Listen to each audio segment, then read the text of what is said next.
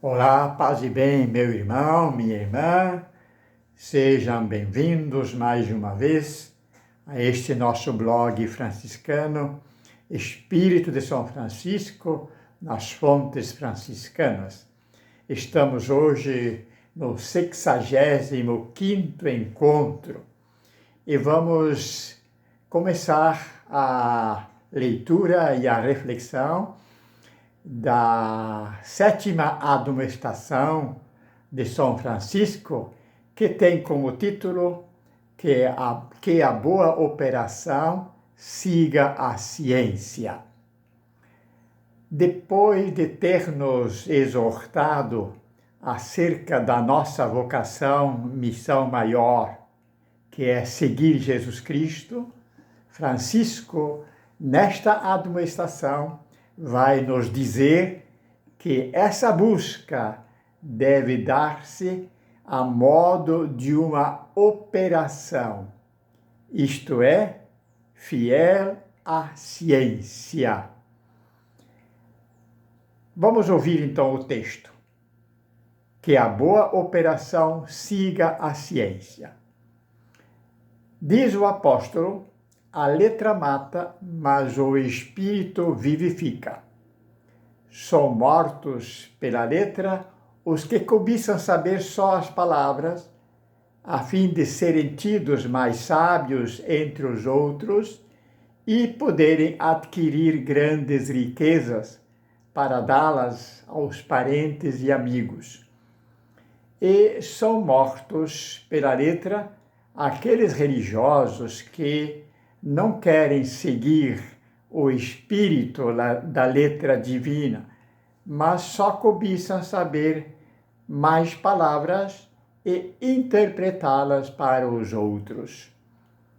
E são vivificados pelo espírito da letra os que não atribuem a si toda a letra que sabem e cobiçam saber, mas pela palavra e pelo exemplo, devolvem-na ao Altíssimo Senhor Deus, de quem é todo o bem.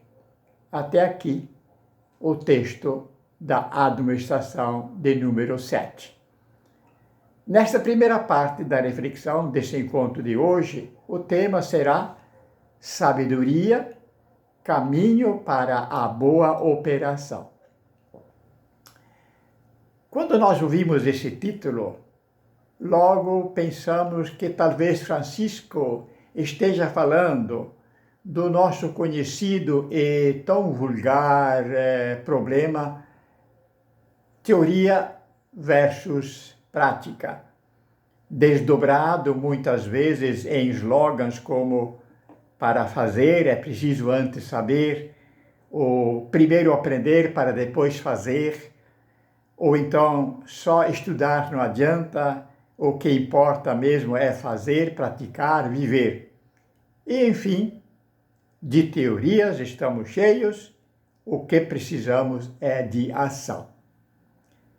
Mas, olhando melhor, percebe-se que o texto não se afina com esses slogans. Francisco, por exemplo, começa falando em ação, em prática, ou melhor, não fala em ação, não fala em prática, mas fala em operação. Diz o latim, ut bona operatio sequatur scientiam, isto é, que a boa operação siga a ciência. Francisco é um artista nato, gosta muito das palavras como obra, operação, ofício. Para ele, o universo com as criaturas, a igreja com os sacramentos, por exemplo, são obras de Deus, e até mesmo a oração é um ofício, obra divino.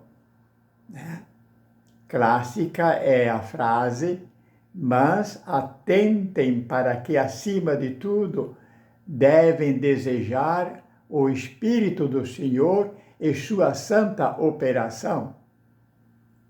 Por isso, aqui, operação indica o modo de ser que deve marcar todos os trabalhos próprios do nosso gênero de vida, mesmo os considerados como simples e insignificantes, a exemplo do abrir ou fechar uma porta e, evidentemente, a própria vida franciscana que prometemos viver, um modo de ser e viver que se conduz pela paciência, pelo amor, pelo sofrimento, num engajamento real e concreto com esse dom, com esse trabalho ou vida.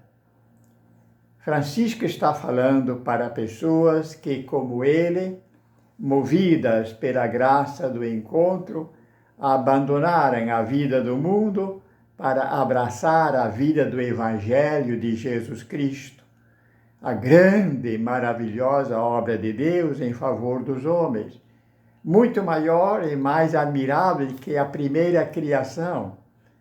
Por isso, o seguimento de Cristo na observância do seu Evangelho é a vida, a obra ou operação com a qual os frades devem se ocupar. Para os medievais, vida é o ser enquanto tem em si próprio, em sua interioridade, o princípio de seu operar. Por isso, para os primitivos franciscanos, todas as suas ações, por mais insignificantes que pudessem parecer, como ajuntar lenha, arrumar a cama, fechar uma porta, deviam ser conduzidas no espírito da operação, ou como escreve Francisco a Santo Antônio, no espírito da devoção e da oração. Ou seja, tudo o que fizessem ou deixassem de fazer deveria ter sempre vivo o ardente desejo do seguimento de Cristo, de querer segui-lo, imitá-lo, até mesmo, por exemplo, no lavar o rosto. Assim, longe deles toda busca centrada em seu próprio eu, ou no seu espetáculo para o público, para o mundo. Assim, Frei Egídio, por exemplo, não se envergonhava de fazer qualquer trabalho vil, contanto que pudesse realizá-lo honestamente. Honestamente significa no brio, no vigor de sua identidade de seguidor de Jesus Cristo. Por isso também sempre iniciava o dia ouvindo e colocando em primeiro lugar a Santa Missa e cada trabalho munindo-se com o sinal da cruz. Assim era que se fazia a formação na origem da ordem. A vida era a formação e a formação era a vida. Por tudo isso, a vida, entendida como obra ou operação, se desenvolve num longo percurso com frases, ou melhor, com fases de preparação, execução e conservação bem preparadas, planejadas, revisadas e acompanhadas. E também cada fase com seus estágios de nascimento, crescimento e amadurecimento. Por isso, a vida, como toda boa obra, conhece e exige um tempo para nascer, um tempo para crescer e um tempo para amadurecer e conservar. Como diz o Eclesiastes, tudo tem seu tempo. Há um tempo oportuno para cada empreendimento debaixo do céu. Tempo de nascer e tempo de morrer. Tempo de plantar e tempo de colher. São Paulo, em sua carta aos Efésios, por exemplo, fala do plano de Deus acerca dos homens.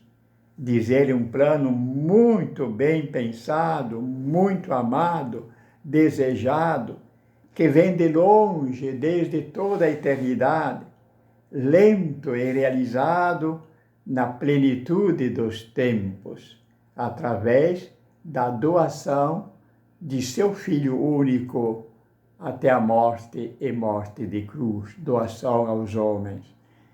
Cristo, com sua encarnação, morte e ressurreição, é o grande mistério, isto é, a grande obra ou operação do Pai que se prolonga através da história até o fim dos tempos. Portanto, para que aconteça um fazer que esteja na dinâmica da operação, um fazer bem pensado, bem planejado e bem executado e bem guardado, diz a administração, é preciso que se siga a ciência. Em outras palavras, para que sejamos bons operadores do nosso projeto franciscano de vida, é necessário seguir o caminho da obra do mistério franciscano. Ciência aqui tem o sentido de sabedoria, de saboreação, de compreender, de um poder ser no sentido de ser capaz de levar adiante, de fazer vingar e de deixar frutos em abundância o projeto de ser, no caso, ser franciscano. Um saber, portanto, que nasce do contato direto e imediato com os atos, os feitos do mistério da vida. Por isso, isto é, por estarem prenhes desta ciência ou saber que torna os escritos de São Francisco e suas legendas ouvidas tão importantes para seus seguidores. Frei Egídio chama esse saber de ciência útil. Útil significa que serve, que ajuda na busca do ser, no caso, do ser seguidor de Cristo pobre crucificado. Francisco, assim, reconduz todas as ciências ao seu nascedouro primário e originário, que é o empenho para bem acolher a graça do florescer da vida. Só então se abrirá ao homem a graça, o dom da sabedoria de Deus. Na Sagrada Escritura, sabedoria é, acima de tudo, um dom, uma força de Deus, uma luz difundida e infundida, presente e atuante em todo o universo. No coração de cada criatura há um segredo, uma força que a faz existir, que a anima a ser o que é e deve ser.